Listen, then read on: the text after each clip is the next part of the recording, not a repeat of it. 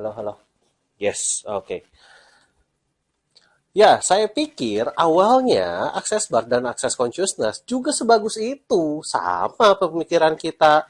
Wih, ada 32 titik yang kalau disentuh dengan lembut, jadi lega. Bikin orangnya jadi lega, bikin orangnya bebas mental block, bikin orangnya yang tadinya stres jadi nggak stres, bikin orangnya, oh pokoknya macam-macam dah. Itu adalah klaimnya. Ceritanya begitu ya, teman-teman ya. Dan kemudian sekarang ada pemahaman-pemahaman baru yang mau nggak mau harus saya bongkar. Karena masih banyak yang mempertanyakan, saya ini hoax atau tidak, saya ini fitnah atau tidak. Padahal data semuanya ada di depan mata, banyak orang yang malas untuk memvalidasi atau mencari. Karena itu, saya sudah bilang dari awal bahwa akses memang bermasalah. Nah, sekarang di video ini saya benar-benar tunjukkan ada apa, masalahnya di mana, supaya teman-teman tahu ini scam atau bukan, dan apakah data yang saya pertanggungjawabkan itu, data yang saya sajikan di video ini, benar-benar data real murni asli yang bisa dipertanggungjawabkan atau tidak. Jadi, daripada nanti dipertanyakan lagi, nih, sekarang lihat video ini baik-baik, dan teman-teman, saya ada beberapa link yang teman-teman nanti bisa interaksi langsung. Klik aja linknya di deskripsi. Yuk kita bongkar, kita review access bars dan access consciousness berdasarkan riset sederhana intelijen, scamnya adanya di mana.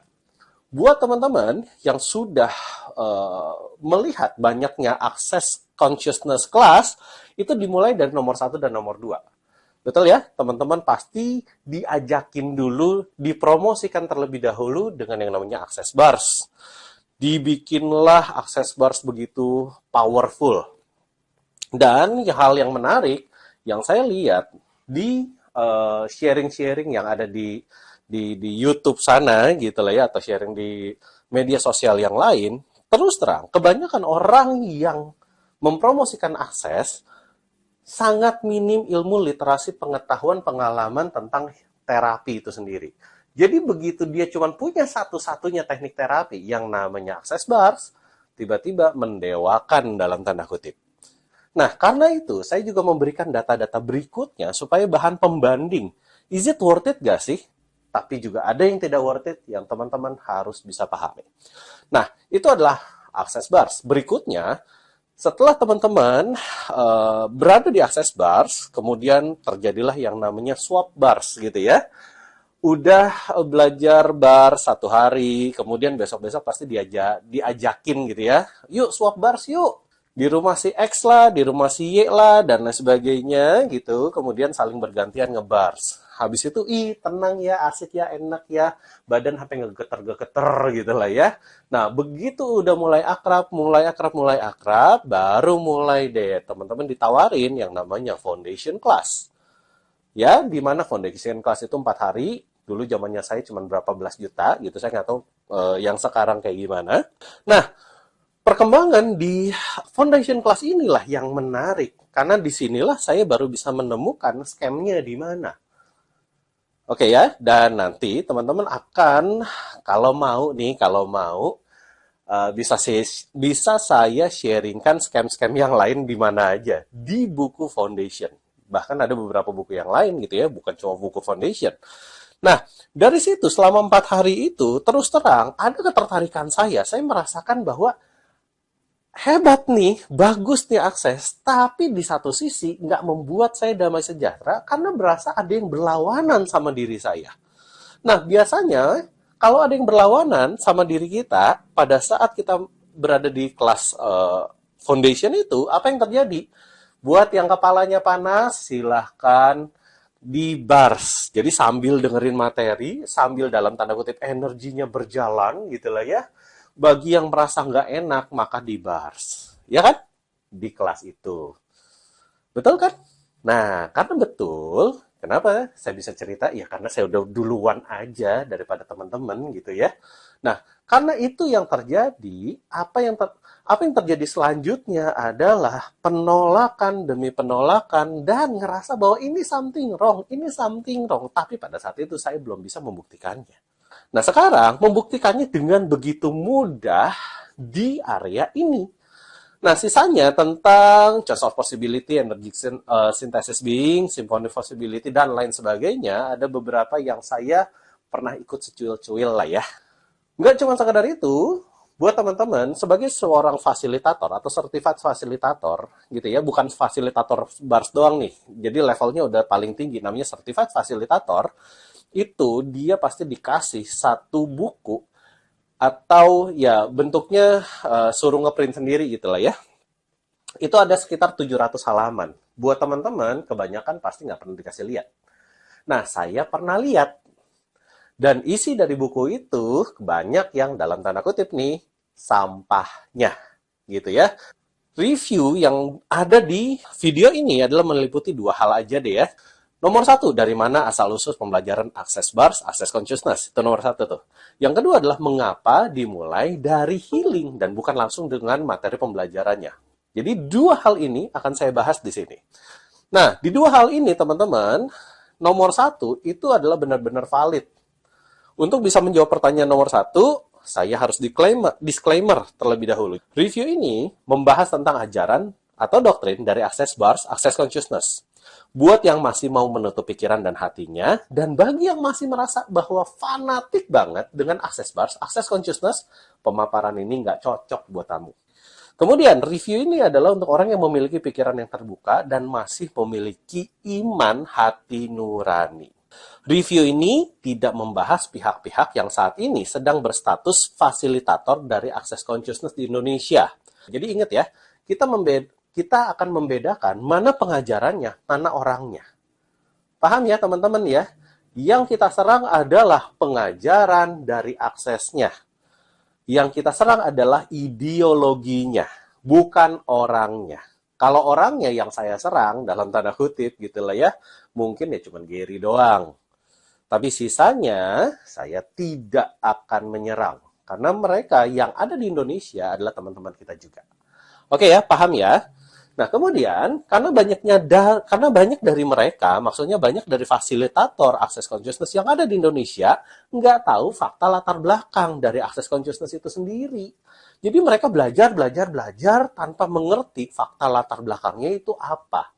Jadi kalau teman-teman udah ngerti fakta latar belakangnya itu apa, nggak heran kata-kata yang muncul dari Access akan jadi seperti itu. Kenapa harus ada right, wrong, good, bad, all nature, boys, beyond? Oh ya, sekarang anyway ditambah povet ya. Dan kenapa harus destroy and uncreate everything, bla bla bla bla, gitu lah ya. Kenapa harus ada wait it, gitu ya, what else is possible for me, dan lain sebagainya, hal-hal kayak gitulah. Nah, nanti teman-teman akan bisa lihat kenapa hal itu ada, ya. Nah, kemudian, walau beberapa fasilitator tentang latar belakangnya, bagaimana Access Consciousness itu berdiri, tetapi mereka sengaja menyembunyikannya dari Anda, atau ada beberapanya yang menyangkal. Apapun itu, singkatnya, mereka nggak mau kasih tahu Anda kok, ada apa dengan latar belakang ini. Review ini menggunakan data-data yang bisa Anda temukan sendiri di internet. Beberapa link saya sudah sertakan di kolom deskripsi. Apakah setelah pemaparan ini selesai, tiba-tiba ada link yang dihilangkan sebagai bukti jejak digital, saya nggak tahu. Tetapi setidaknya, saya sudah memberikan bukti-buktinya yang terekam dalam video ini. Review ini ditujukan agar penonton mengetahui dan bisa memutuskan dengan amat sangat jelas berdasarkan semua latar belakang dan informasi yang disajikan. Jika setelah kamu nonton hal ini dan tetap ingin melanjutkan dan mengikuti kelas-kelas Access Consciousness, terus terang, itu hakmu. Dan saya tidak ada melarang-larang kamu untuk melanjutkan kelasmu.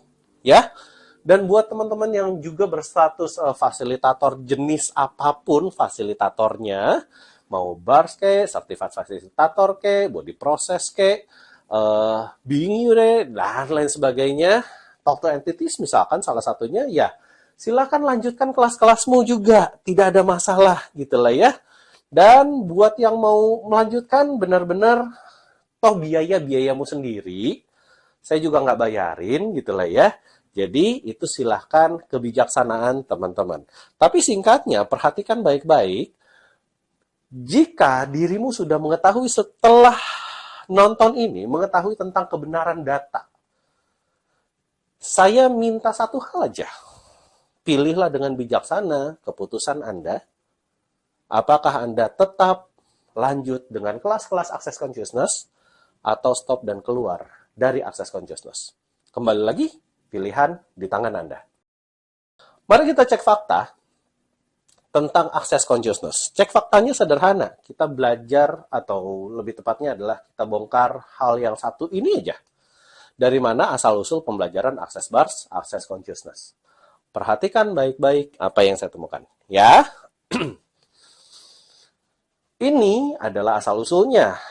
Nah, teman-teman, tahukah teman-teman jika Access Bars, Access Consciousness terbentuk karena pendirinya, yaitu Gary Douglas, kerasukan roh Satan. Roh Satan yang terchanneling atau yang merasuk diri Gary Douglas dengan keilmuan yang namanya Access Bars, Access Consciousness ini namanya Rasputin. Siapa Rasputin? Teman-teman silahkan cek sendiri. Hanya ada satu nama Rasputin yang paling terkenal. Namanya Gregory Elmovich Rasputin. Silahkan cari sendiri siapa itu Gregory Elmovich Rasputin. Cek data sejarahnya. Cek apa yang dia lakukan. Cek apa yang sebenarnya dia inginkan dari perilaku seksualnya yang selama ini terekam dengan sangat banyak buku yang nanti teman-teman bisa temukan sendiri, atau nanti teman-teman masuk aja ke YouTube, cari tentang Rasputin, dengarkan banyak hal siapa itu Rasputin. Ya, simple kok. Silahkan dicari sendiri setelah ini ya. Khusus yang ini, linknya terlalu banyak, cari sendiri aja deh di YouTube.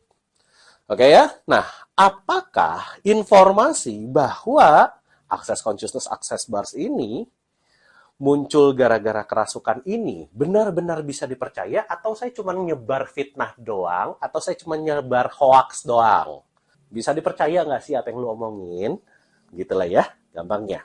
Nah, sekarang supaya kita sama-sama bisa memahami apakah informasi ini bisa dipercaya, tentu aja saya yang menanggung jawab semua informasi ini, saya mesti bilang sangat bisa dipercaya. Karena informasi ini bersifat A1. Buat teman-teman yang pernah dengar istilah A1, bukan Bapak lo ya, tapi ini adalah sumber informasi atau informan yang benar-benar super valid. Jadi istilah A1 itu adalah istilah dunia intelijen.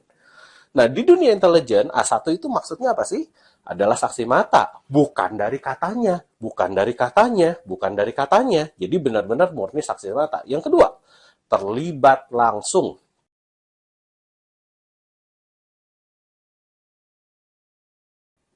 Yang ketiga, ada pengakuan yang bisa dipertanggungjawabkan. Dan yang keempat ini tambahan sebenarnya ya, ada bukti fisik. Nah, pas kebetulan semuanya ini ada. Yuk kita cari tahu, siapakah informan A1 yang amat sangat super bisa dipercaya.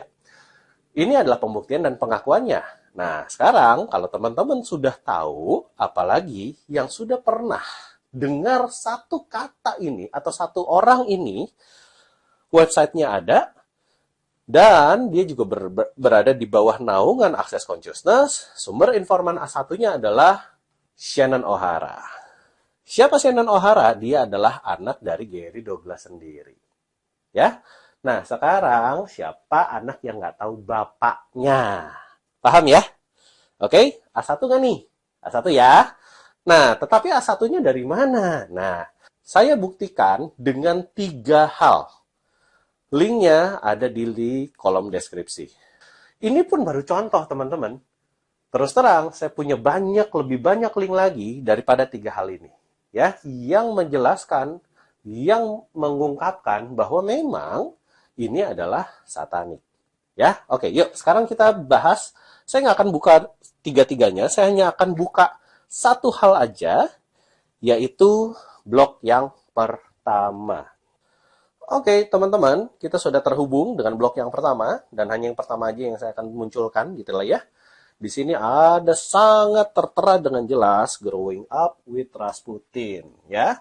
Saya hanya akan menjelaskan beberapa paragraf aja, nggak semua paragraf dari sini saya akan jelaskan, tapi teman-teman bisa lihat, saya akan menerjemahkan secara bebas, apapun yang saya terjemahkan secara bebas, tidak akan melenceng dari intisari yang saya bawakan.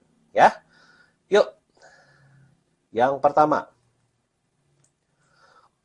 Ini adalah kata-kata dan pengakuan dari Shannon O'Hara sendiri. When I was 11 years old, my dad start channeling. Oke ya, jadi waktu Shannon O'Hara umurnya 11 tahun, papa saya memulai yang namanya channeling.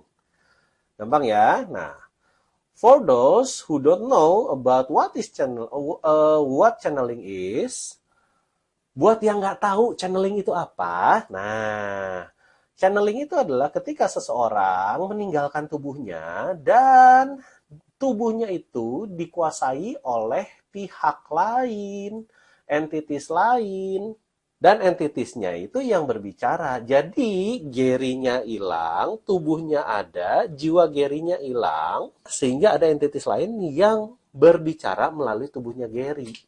Bahasa Indonesianya kerasukan.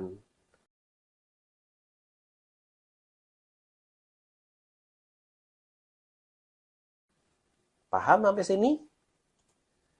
Sudah terbukti ya apa yang saya ngomong, dan ini kembali lagi bukan fitnah, bukan hoax, dan data ini adalah A1. Lanjut yuk. Nah, my parents were always too into alternative dan spiritual things. Berarti ya, sampai sini ya, saya nggak perlu jelasin ya. Nah, kemudian channeling adalah salah satu yang orang tua saya suka melakukannya. Jadi orang tua saya suka nih dengan yang namanya dunia-dunia alternatif dan spiritual. Dan orang tua saya suka. Nah, lanjut. Also, I will mention now that my father is Gary Douglas, founder of Access Consciousness. Ya, jadi bokap gue nih, Shannon O'Hara tuh bilang gini, bokap gue itu namanya Gary Douglas. Dia ini pendiri Access Consciousness. Oke ya, makin valid ya datanya ya. Dan bagaimana terjadinya akses consciousness dalam hal ini adalah ini cerita yang menarik karena meliputi yang namanya Rasputin, the Mad Monk of Moscow. Oke ya, nah lanjut. Ini belum beres nih. Ketika akses dimulai, itu terjadi karena si Gary terakses dengan Novian. Ini baru cerita awal nih, dan kemudian terjadilah Bars. Jadi siapa itu Novian? Novian juga adalah being atau apa ya, entities yang merasuki badannya Gary. Novian nggak gampang masuk bodinya si Gary nih, nggak gampang. Tetapi di dalam hal yang sama, pada waktu yang sama, Gary juga kerasukan dengan si Rasputin ini. Jadi di dalam tahap yang sama ada dua entitas, satu namanya Novian, satu lagi namanya Rasputin. Paham ya? Gary bilangnya begini, if this stuff can come through Ras, I'm not doing this. Saya nggak bisa lakukan ini kalau bukan Rasputin yang menjembatani atau membuat apa ya, menjelaskannya kepada saya. Oke ya, paham ya? Gampangnya begitulah. Lanjut ya. The next day, Rasputin start talking, mulai berbicara, yang kemudian terjadilah yang namanya access consciousness. Sekarang, buat para teman-teman yang sudah belajar BARS, yang sudah jadi certified fasilitator apa kek saya nggak tahu gitu lah ya. Sekarang pikirin deh baik-baik deh, apakah hati nurani Anda siap nggak untuk menerima sesuatu yang namanya satanik? Oke, terjawab ya, informannya satu. Untuk beberapa orang yang masih belum percaya tentang masa sih Rasputin yang masuk ke tubuhnya Gary, nah sekarang saya akan kasih lagi contoh yang kedua. Pembuktian dan pengakuan yang kedua adalah dari bukunya How to Become Money Workbook. Beberapa dari teman-teman mungkin pernah berada mendapatkan buku ini. Buat yang belum pernah mendapatkan buku ini, saya jelaskan ada apa dengan buku ini. Isinya seperti ini. Oke? Jadi teman-teman nanti akan lihat isinya ini benar-benar sama. How to Become Money Workbook. Kemudian Access Consciousness, All of Life Come to Me with His Joy and Glory, with Gary M. Douglas ya. Nah teman-teman perhatikan di sini, ini ada pengakuan langsung kok. Introduction-nya nih, Gary Douglas, founder dari Access Consciousness, originally terchannel, gampangnya kerasukan. Informasi yang ada di buku ini dari seseorang yang bernama Ras. Dan kita bisa ngerti bahwa ini adalah Rasputin. Taunya dari mana Rasputin? Mari kita lihat. Nah, Rasputin. Oke? Silakan teman-teman nanti teruskan sendiri bacanya bahwa apa yang saya sajikan di sini adalah murni valid dan tidak bisa dibantah lagi. Buat teman-teman yang masih mau berbicara bahwa Access Consciousness itu keren, luar biasa, dahsyat, Access Bars merestrukturisasi pemikirannya orang hanya dengan menyentuh dengan 32 titik. Habis itu ikutin namanya foundation, sekian puluh juta mungkin sekarang saya nggak tahu, itulah ya. Tapi yang Anda pelajari adalah satanik. Anda waras. Oke, jadi cek fakta tentang Access Consciousness.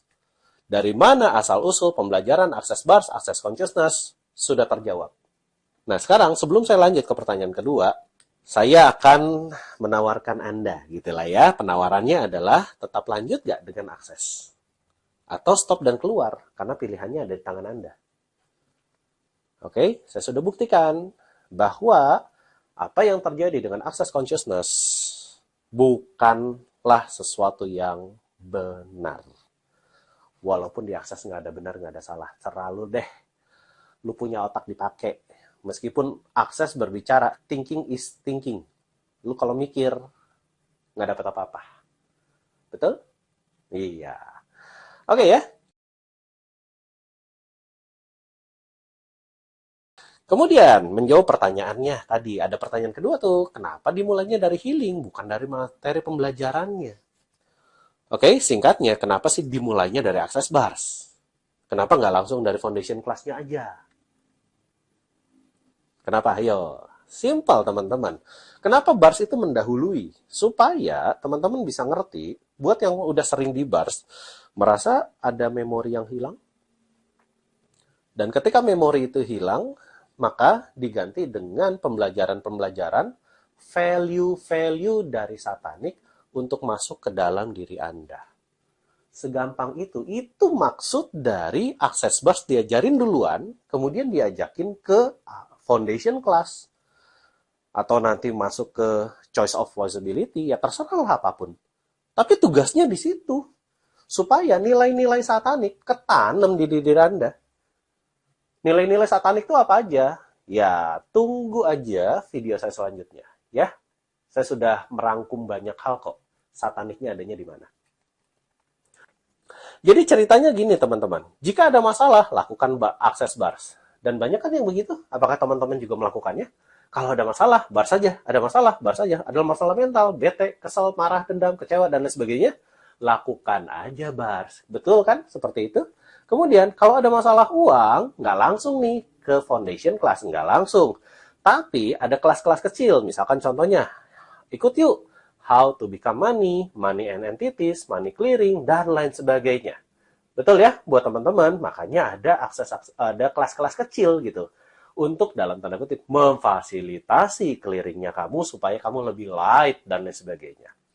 Perhatikan bahwa semua program-program ini, program-program yang saya kotakin ini nih, ini adalah tester program supaya Anda bisa merasakan apa yang Satan bisa lakukan untuk Anda.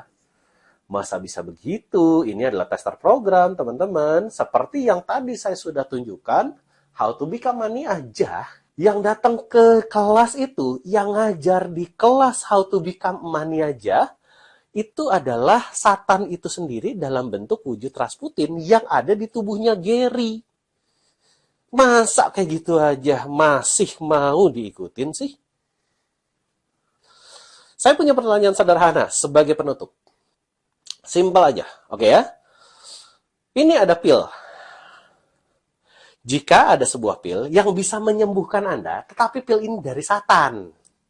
Dan Anda tahu bahwa pil itu memang dari Satan, bukan dari Tuhan. Kamu mau nggak ngambilnya? Punya otak, pikirin baik-baik. Punya hati, pikirin baik-baik. Pakai hati nuranimu. Pil ini bisa nyembuhin nih.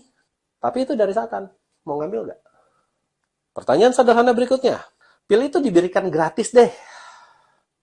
Kira-kira ada jebakannya atau dikasih gratis begitu aja? Halo? Halo? Jawab dong. Jangan cuma nonton doang. Diam aja. Nggak ada jawaban dalam hati. Oi. Pertanyaan berikutnya. Silahkan jawab pakai imanmu ya. Apa yang akan benar-benar diambil dari dirimu jika Anda mengambil pil dari Satan itu? Pikirin baik-baik. Makanya gue keluar dari akses. Saya udah duluan keluar dari akses. Saya adalah orang yang menginisiasi pertama kali saya keluar dari akses. Saya memberitakan kabar ini awal-awal kepada orang-orang yang belajar akses. Dan banyak dari mereka yang juga sudah keluar pada saat itu juga ketika mereka benar-benar tahu apa yang saya temukan data valid. Ini apa yang saya lakukan di sini benar-benar murni untuk obligasi moral saya. Ketika saya tahu sebuah kebenaran yang seperti ini, saya keluar. Karena saya tahu di dalamnya menyesatkan. Oke ya? Jadi sekali lagi, data valid sudah saya beberkan, silakan Anda memutuskan. Mau ambil pil dari Satan atau mau tetap ikut Tuhan? Silahkan pakai imanmu, pakai hati nuranimu.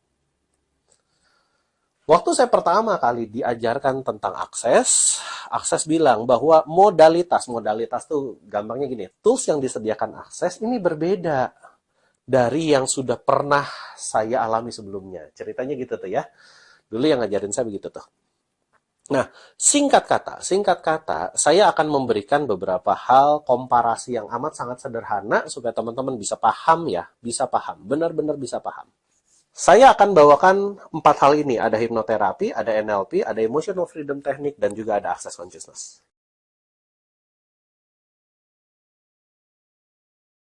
Ya, perhatikan baik-baik ada apa dengan pemaparan ini. 1 menit ke depan, benar-benar silahkan setelah ini Anda putuskan. Oke ya? Pertama, hipnoterapi teman-teman. Ada risetnya, ada pengalamannya, ada jurnalnya, ada eksperimennya juga. Ya, NLP juga ada dan bisa di-track recordnya. Ada risetnya, ada pengalaman, ada jurnalnya, dan ada semua data lengkap terjadinya seperti apa. Emotional freedom technique juga sama. Ada risetnya, ada pengalaman, ada jurnalnya, ada eksperimennya.